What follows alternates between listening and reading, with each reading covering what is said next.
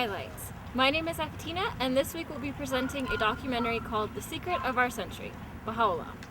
It's about the life and mission of the Prophet founder of the Baha'i faith. Hope you enjoy the show.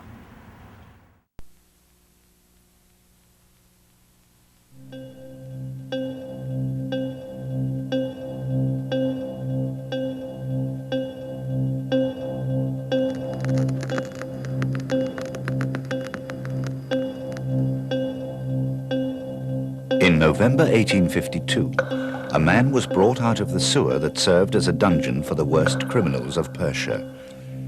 His crime was to claim that society must change. He came before the court of the Shah, bowed by the chains and dressed in the rags he'd worn for 4 dark months underground, and he heard sentence pronounced against him. He was granted life on pain of banishment. He was stripped of everything that he possessed. No chance was given him to defend himself. The prisoner's name was Mirza Hussein Ali of Noor, and he was known by those who loved him as Baha'u'llah. Baha'u'llah was a nobleman with revolutionary ideas. He was a prince who defended the oppressed, and many called him the father of the poor. It was because he posed a puzzle to Persian society and was a threat to power that he was exiled on foot and dispossessed of all across the mountains from Tehran to Baghdad, the first of many banishments. But the king who banished him did not know that this prisoner carried a secret more weighty than his chains. What was it like to be dispossessed in the past? What was it like to be homeless when homes were built to last forever, when rich was what you were born with, and the poor were always with us? When your skin color decided whether you were one of us or one of them? What was it like to be stripped of dignity and disgraced when those were the ways you measured men and condemned women? When Baha'u'llah was exiled in 1852, he was among the dispossessed of the earth, the rejects of society, stripped of dignity, deprived of belongings and doubtful of themselves. Sufferings the same in every century. We found no more than a handful of souls, faint and dispirited, nay, utterly lost and dead. How do you begin again when you're faint and dispirited? Where do you find the courage to continue when the spirit is lost and dead?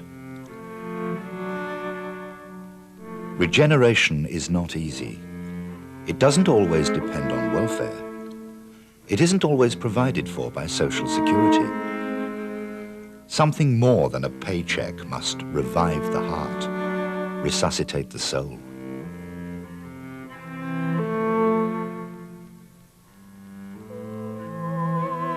Noble have I created thee.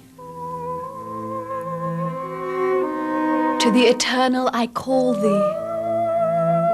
With the tidings of light I hail thee. O Son of Man, rejoice. Up from thy mortal cage, and wing thy flight unto the placeless.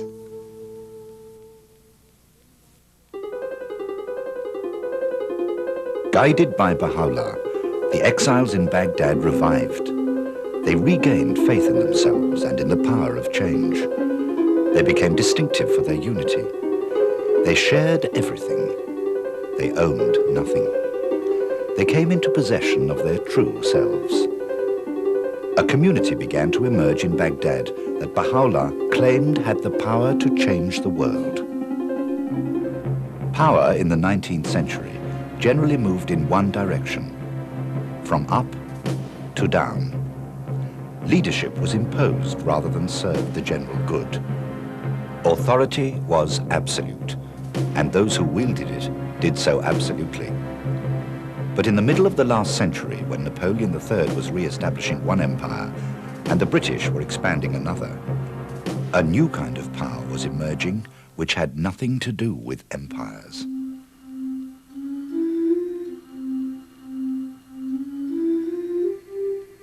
Baha'u'llah became a guiding light in Baghdad, a leading authority. Everyone was going to the coffee houses to talk about him. Everyone said people shared what they had because of him, and yet his authority was freely given. His power defied age-old definitions, and they were impressed.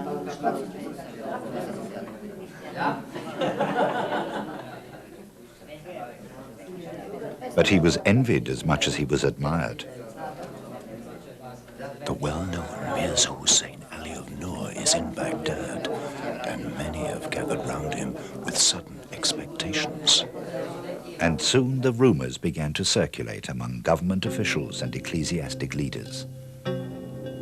He's surrounded by nearly 200 followers. Secretly prompting and misleading foolish persons and ignorant weaklings. If he could only be arrested, the rest of them will be scattered. They number more than 3,000. He's becoming stronger, hour by hour. The situation is very dangerous. We cannot procrastinate any longer. I would request the removal of this source of mischief from a center like Baghdad. Another banishment. But on the eve of his second banishment, in a garden outside the city, Baha'u'llah made the most astounding claim of all. I am come to you, O people, from the throne of glory, and bear you an announcement from God. He said this message from God was expected by all the religions of the past. Every prophet hath announced this day, and every messenger yearned for this revelation. The religions were one, like the sun, he said. Just as they dawned in the past, so they would rise in the future. Every one of them is the way of God, connecting this world with the realms above. Each one of them is known by a different name, is characterized by a special attribute, and fulfills a definite mission. The purpose of his own revelation, he told his followers, was to shelter mankind beneath the tree of unity. This was the power that drew them together. This was the secret he had carried out of Persia. And it was going to change the world. Constantinople, city of dreams and domes, was sinking into the twilight of its powers in 1863.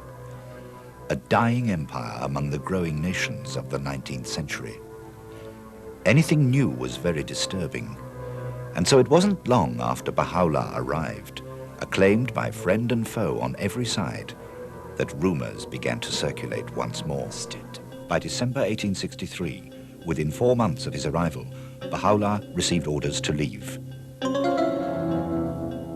It was his third banishment.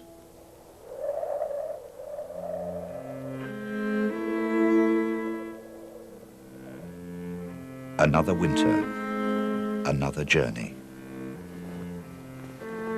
They traveled under armed escort and on foot, with forced night marches through freezing rain and fog. A cold of such intensity prevailed that year that none could recall its like. To melt water from the springs, a great fire had to be lit, and kept burning for hours. When they arrived in Adrianople, they were kennelled in cold and draughty houses before being brought to this building, now carefully restored. It was here that Baha'u'llah was poisoned by those who were envious of his power, and from here that he sent his first challenge to the rulers of the world.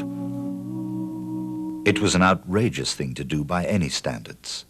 He was a prisoner, an exile. They were emperors and kings. But he had a mandate to fulfill, and a different kind of power.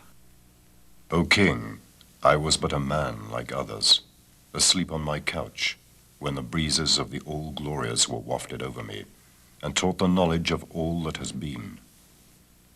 This thing is not from me, but from one who is almighty and all-knowing. He challenged them to unite and fortify their alliances rather than their borders. O rulers of the earth, be reconciled among yourselves. Should any one among you take arms against another, rise ye all against him, for this is naught but manifest justice. he warned them against fundamentalism and intolerance. Religious fanaticism and hatred are a world-devouring fire, a desolating affliction, whose violence none can quench. He urged them to distribute wealth more evenly. Overstep not the bounds of moderation. Some possess of an affluent fortune, whilst others are in abject poverty. He drew their attention to human rights. Denied this right himself, he became the advocate of all who suffered from injustice. Know ye not why we created you all from the same dust? If ye fail to safeguard the rights of the downtrodden, what right have ye to vaunt yourselves among men? Finally, he warned the kings and rulers that if his solutions were ignored, the consequences would be dire indeed, for them and for their people. And his words have been echoed by the rest of us ever since. How long will humanity persist in its waywardness? How long will injustice continue? How long is chaos and confusion to reign amongst men?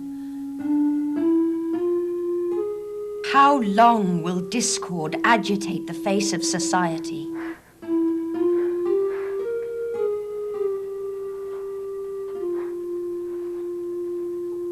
But the rulers at that time took no heed of his warnings. Tell the king that his territory will pass out of his hands, and his affairs will be thrown into confusion. Not I speak these words, but God speaketh them.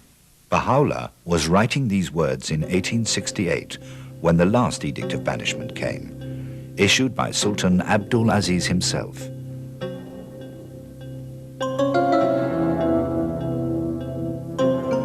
One morning, early, the house was surrounded by soldiers. Guards were posted at the gates. Everyone summoned for interrogations. They were ordered to make ready for immediate departure. But no one knew where they were going this time. The glory of the God of Israel came from the way of the east, like a noise of many waters. By a strange twist of fate, Baha'u'llah, who claimed to be the return of God's messengers and the fulfillment of their prophecies, had been sent to the land associated with so many of God's messengers, and the focal point of so many religions.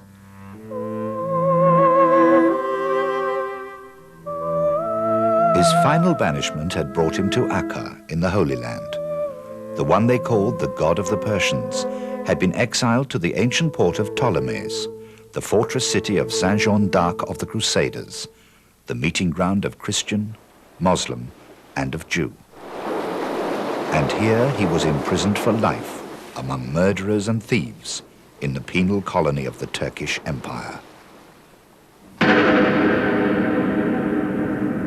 The most desolate of the cities of the world. The most unsightly in appearance. The most detestable in climate. And the foulest in water. A darksome well. A blind pit. A place where no voice can be heard except the sound of the echo. Where all the gates of ease and comfort are shut against us, and thick darkness appears to have compassed us on every side. Baha'u'llah was confined in this cell for over 2 years, and they were some of the most sorrow-filled years of his life. Isolated from all except his immediate family by the Sultan's decree, under strict surveillance and alone, he paced this room from wall to wall and knew it stone by stone.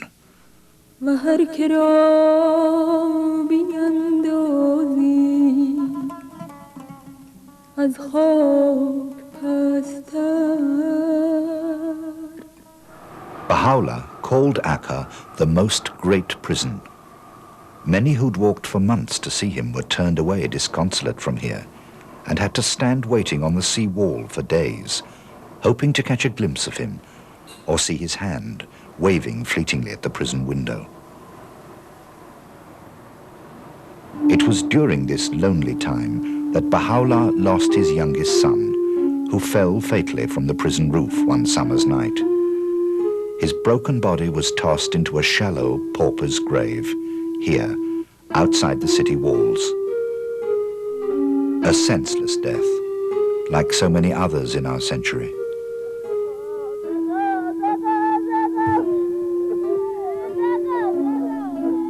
Thou seest me in this day shut up in my prison, and behold my son lying on the dust before thy face. I offered him up, O my God, as a sacrifice in thy path, that thy servants may be quickened, and all that dwell on earth be united. After almost a decade, though a prisoner still, Baha'u'llah was free at last to leave the fetid city, and saw green again after so long, and breathed again the vernal air. There was a mansion in the outskirts of the city, surrounded by an ancient grove of trees, and it was called Bahai, which means Garden of Delight. Here he lived the last years of his life, and from here his name was noised abroad. Some came to him for love, and some for envy. Many came for curiosity, and few for truth. But one rare visitor, an eminent scholar from Cambridge University, left us a unique portrait of the prisoner who would change the world. A second or two elapsed before I became definitely conscious that the room was not untenanted.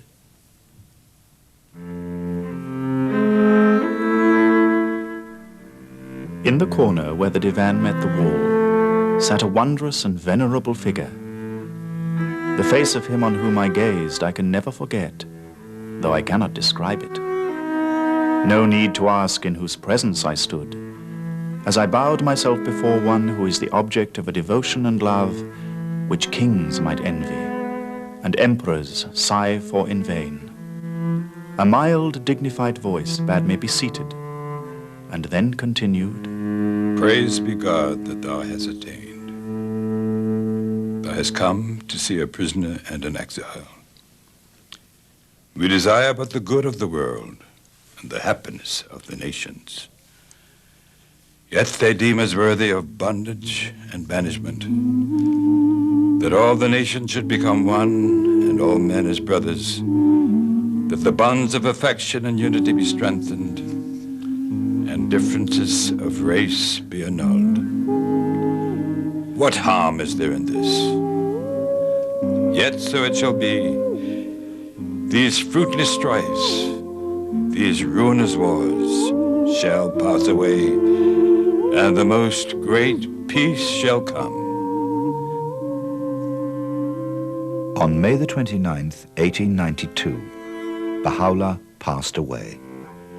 And 100 years later, those who call themselves Baha'is, after his name, came to Bahai to commemorate his death. Who are the Baha'is, and where do they come from? Why do they believe in Baha'u'llah, and what are they doing to share his secret with the world?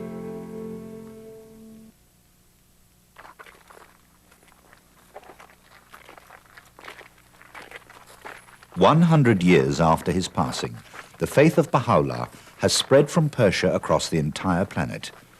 There are Baha'is now in every country of the world. They believe that mankind is one. They say that religions are also one. And they have addressed themselves to questions related to the problem of prejudice, the balance of power, the distribution of wealth, and the need for peace.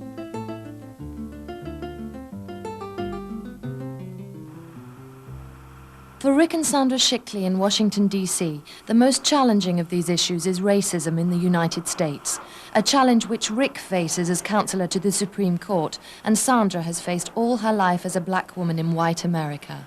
The challenge for me is how do I do that? How do I raise a child who recognizes that she is a part of the world, that she's a part of the black race, a part of the white race, because that certainly wasn't how I was raised. But that's what I want to do for my child. I don't want her to be ignorant the racial differences that still exist, that there is racial separation and there are racial tensions, and that she shouldn't be ignorant of that. That's not the issue, but that she should understand that what we're working towards is a society where those differences are joyous and not causes of separation. For Mona Grieser and Carol Subert, two women who have chosen to work together in their professions, the challenge of raising teenagers begins with racism and goes far beyond. Because it isn't easy to raise children to be open to other cultures and not frame opinions, to be world citizens rather than just black or white Americans. At a time when teenagers retreat into their cultural and ethnic identities, Baha'i parents are attempting to help their children do the opposite. Washington is a city of extremes, black and white, rich and poor, a city in which family life is easily eroded. These women believe that Baha'u'llah helps them balance the extremes. Meanwhile, in Albania, poverty has reached extreme conditions that are hard to imagine in the rest of Europe. Ordinary people face a daily struggle against despair after 40 years of economic and political betrayal that have left them on the breadline. I have 4 children. I have raised them with suffering and great difficulty. In all this misery, and if I were to tell you the details, I'd just make myself more miserable. In all this time, I've tried to have hope. Perhaps for tomorrow, or the next day, or for a few weeks or months. Because this is not a life which lets us raise children. In fact, it would be better not to have children here.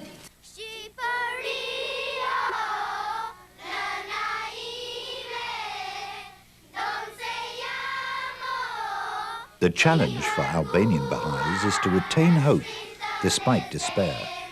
For them, Baha'u'llah's life is an example of this.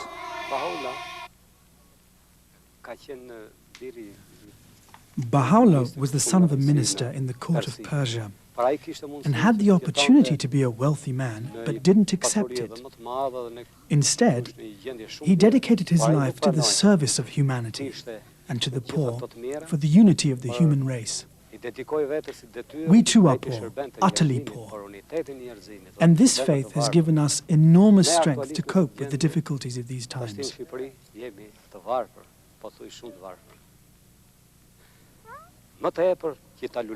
We're going to rebuild this country and join the rest of Europe, but with dignity, not like beggars. We need to spread the message that the world is one country and that Albanians have our place in the world, and our dignity too.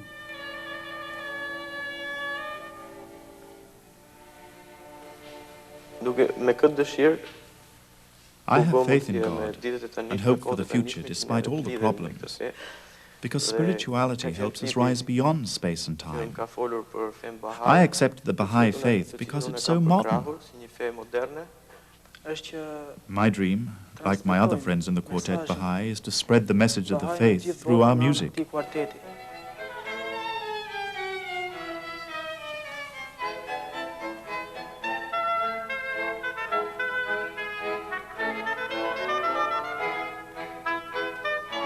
The Albanian Baha'is say their faith in Baha'u'llah can help them reconstruct their country. In Liberia too, a country torn by civil war, belief in Baha'u'llah has given new energy to the Baha'i community, just as it did in Baghdad so long ago. They used to have a radio station which provided programs of social and economic development all over the country. And I listen to Radio Baha'i all day long, and I like it, and I love it. It helped farmers in their fields and women with their children. Do you sometimes listen to Radio Baha'i? Yes, all the time. How do you like it? All right, I feel all right to it. And it was destroyed by civil war.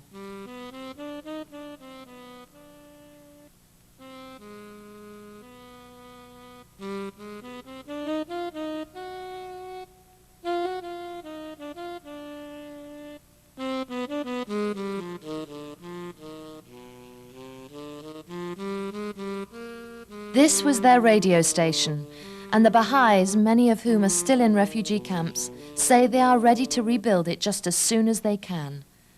They are ready to start all over again. People say I'm Radio Baha'i. I'm a George go first when I go Radio Baha'i. Baha'u'llah gives them spiritual confidence to continue because his voice speaks to the soul.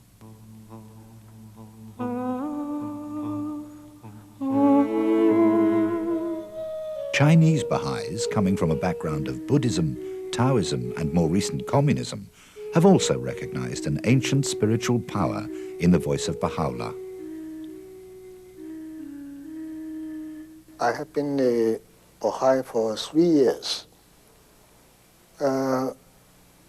Why I become a Baha'i? Because I think the Baha'i thought very close to the Chinese thought. The first time I heard about it is I'm so happy.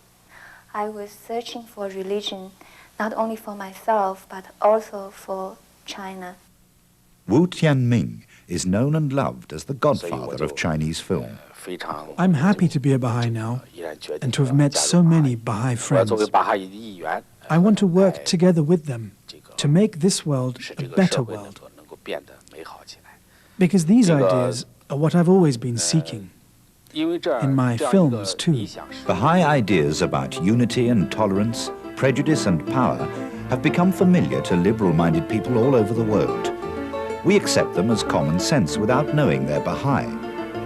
In fact, when the leaders of over 170 countries gathered in Rio this year, the Secretary-General of the Earth Summit addressed them in words that echoed those spoken by Baha'u'llah over 100 years ago. All of us have our own little communities to which we have loyalty. We have our families. We have our nations. But we now have to enlarge the circle of our allegiance and our consciousness to include the whole planet and to realize that we are first and foremost Earthlings. We inhabit this planet as one family of human beings. Well, I hope you enjoyed that introduction to the history of Baha'u'llah. If you would like more information, please go to our website, Baha'i.org, or call 1-800-22-UNITE. For Baha'i Lights, I'm Efatina, and we'll see you next week.